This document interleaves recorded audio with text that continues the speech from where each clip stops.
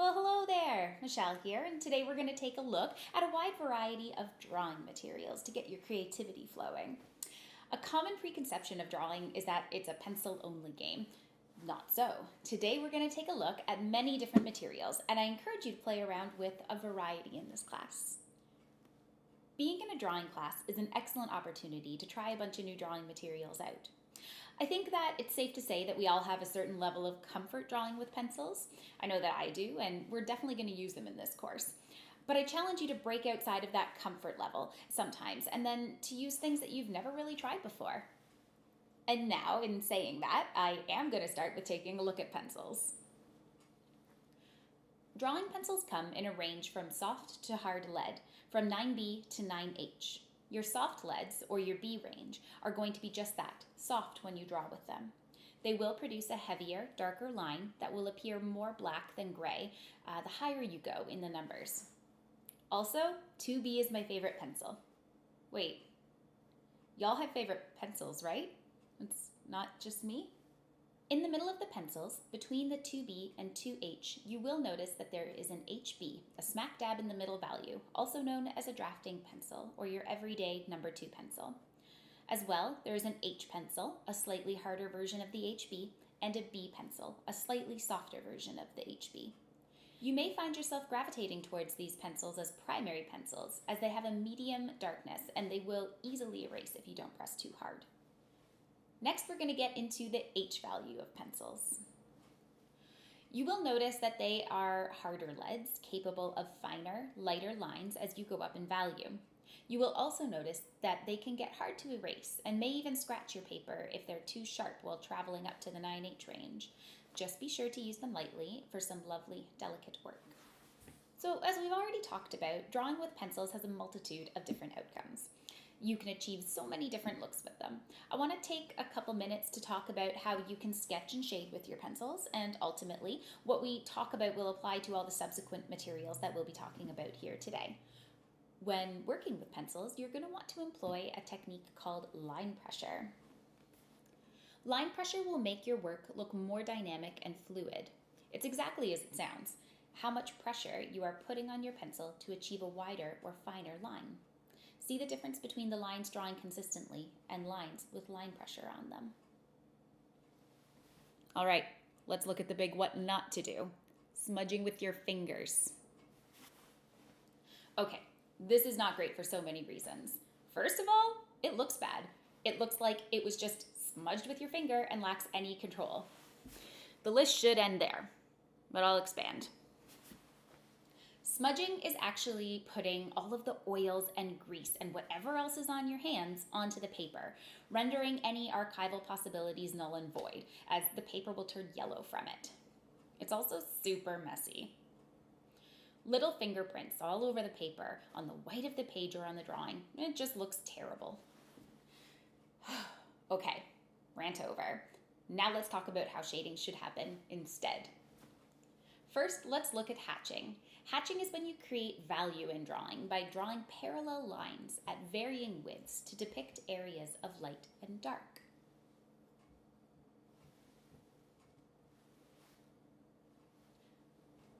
Similarly, you can employ cross-hatching. Cross-hatching is similar to hatching, except you will be drawing subsequent sets of parallel lines all over your first set to create greater values.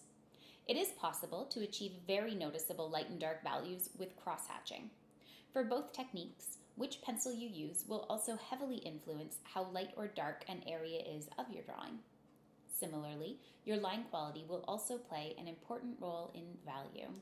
This technique is beautiful, and with some practice, it's going to come second nature. So if you want your drawing to look less liney and more smooth, and through really close cross-hatching, this is totally possible, you can try shading with the side of your pencil and again, pay attention to the different values that different pencils give you. Resist smudging. And instead, practice doing this technique smoothly. Again, with practice, creating a smooth surface will come with time. Next, let's take a look at paper stomps and how you can use them when you need that extra bit of smoothness or extra bit of precision. Using a paper stomp over your shading will give you a variety of different looks that depend on how you applied the pencil below it and which pencil you used. Try using your paper stomp on its end, on its side, back and forth, and even in circles. You can try layering over your smudged areas with more pencil for more detail and definition. Yeah, so I could keep going on and on about pencils all day, so let's talk about my next favorite thing: erasers. Forget thinking that erasers are exclusively for mistakes.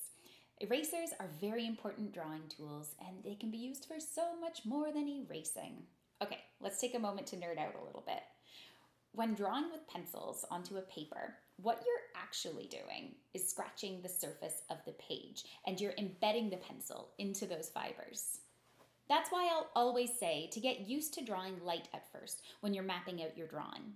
You want to be able to pick up the lines again with your eraser, so the least amount of scratching the surface you do, the more graphite that is just sitting on the surface that you can fully erase.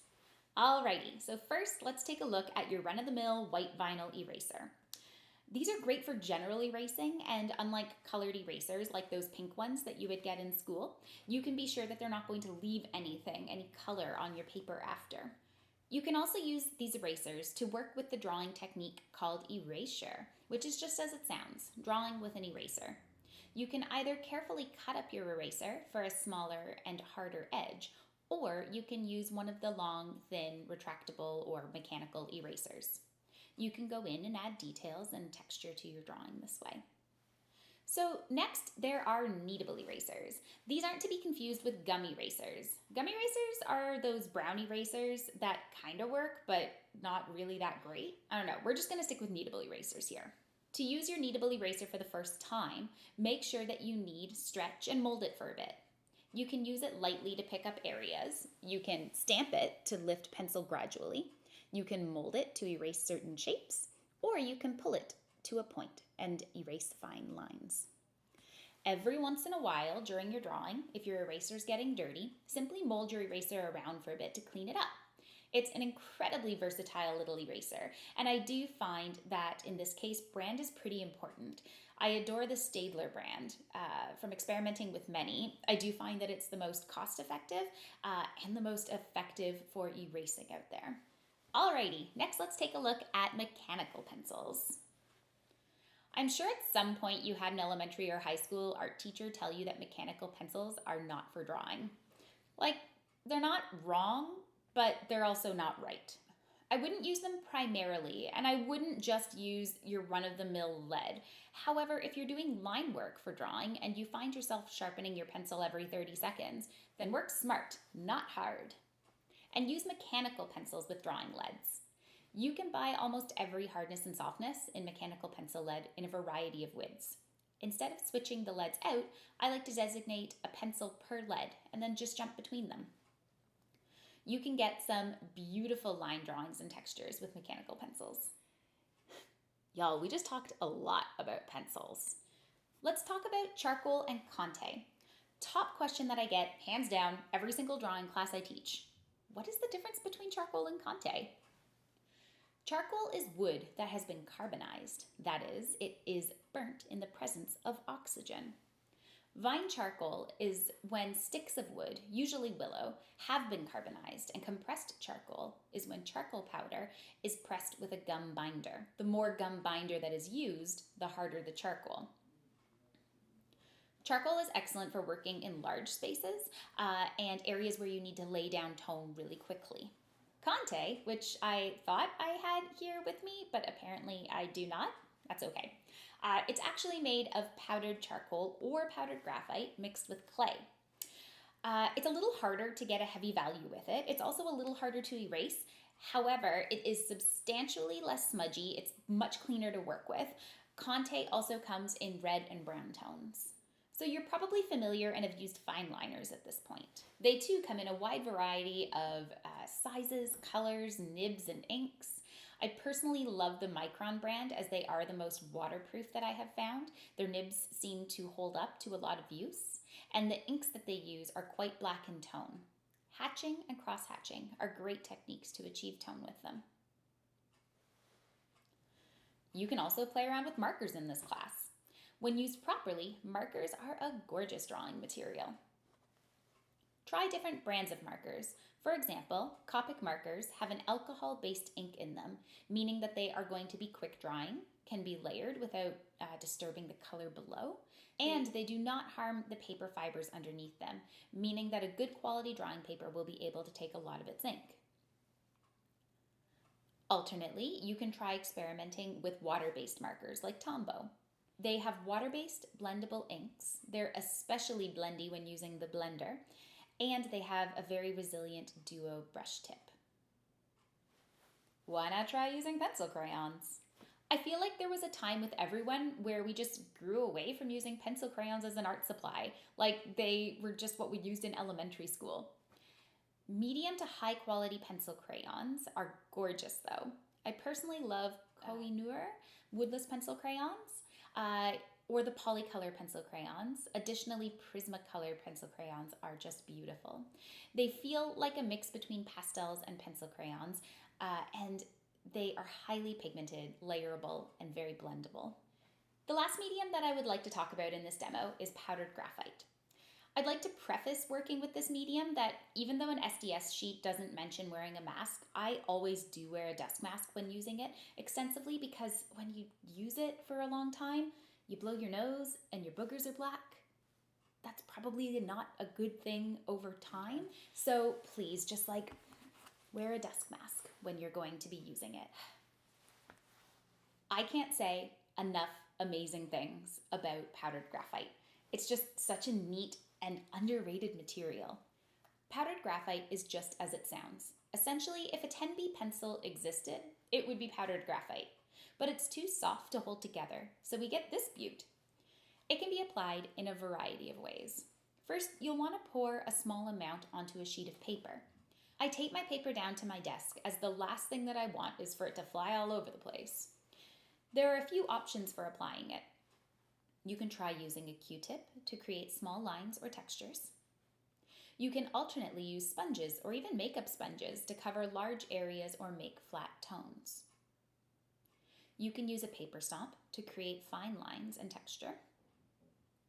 And lastly, since you aren't scratching the surface of the paper with it, you can easily bring it back up to white, making erasure an excellent and exciting prospect for it.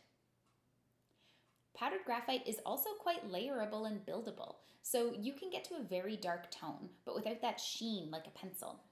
You can try combining pencil over top of it to get finer lines and details, or even try adding some water to your powdered graphite and create washes to make some interesting textures and flats. So obviously, there are so many other materials and techniques that we could look at, like graphite sticks, crayons, oil pastels, inks. I mean, the list goes on and on.